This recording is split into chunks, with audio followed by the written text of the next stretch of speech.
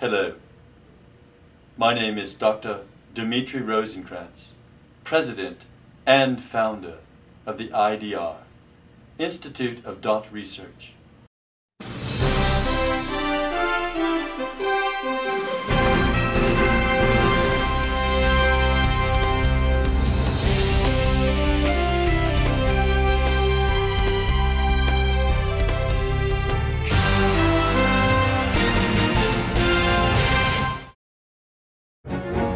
In lieu of the upcoming craft singles dot race, international dot race that is, I would like to pontificate on the history of dots, human dots that is.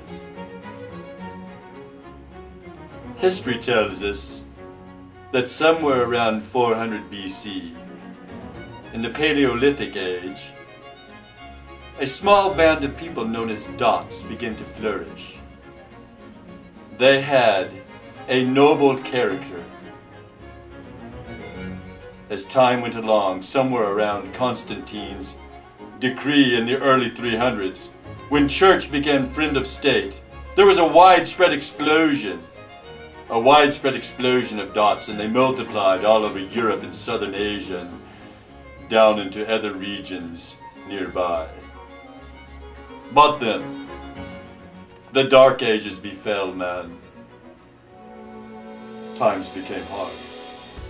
Evil befell all men and women.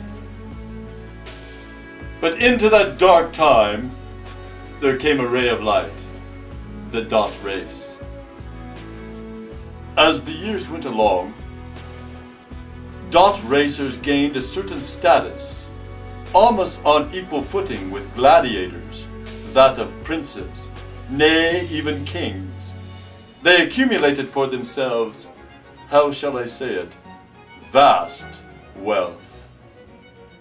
So much so that the people ultimately became jealous, even embittered towards them, in their success. And they sought ways to subject them once again to serfdom, and they succeeded. The dots then vanished into obscurity. History tells us, though, that they kept alive their dot races, even racing in the subterranean and clandestine circles known only as black market racing. The dots were scorned in all of Europe, almost like the Black Plague. Slowly they trickled off the continent. One by one they left, forging westward across the Atlantic in dinghies and small rafts, until landing on the shores of this great country, they once again begin to build for themselves a name. Unbeknownst to many, large amounts of famous and infamous Americans were in fact, dots. Samuel Clemens, himself a dot. Lady Bird Johnson, a dot. Jim Ryan, Jim Thorpe, Wyatt Earp, need I go on? Dots flourished is what I'm trying to say here. As time went along, it was clear that dots were once again rising to the zenith as of old days. But do your history books tell you this? No. And why? For there was still a great element of jealousy and even fear of dots, and a desire to obscure all greatness, even to expunge from the history books their deeds.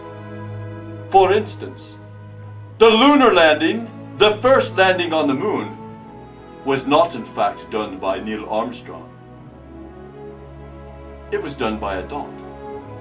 The invention of the cotton gin, the post-it note, platform shoes, disco music, all invented by a dot. And at the same time, the dot street races began to submerge, excuse me, did I say submerge? I meant to say emerge, from the underground into the public eye, where they became nearly famous again.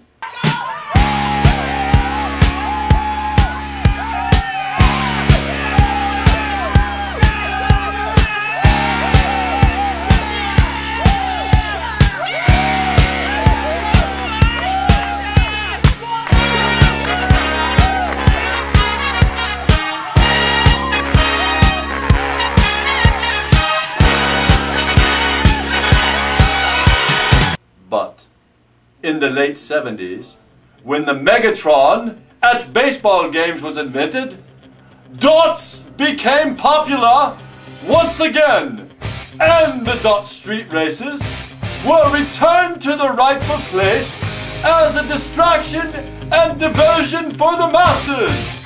It was a glorious and triumphant day for dots, for they had made it back from obscurity to fame!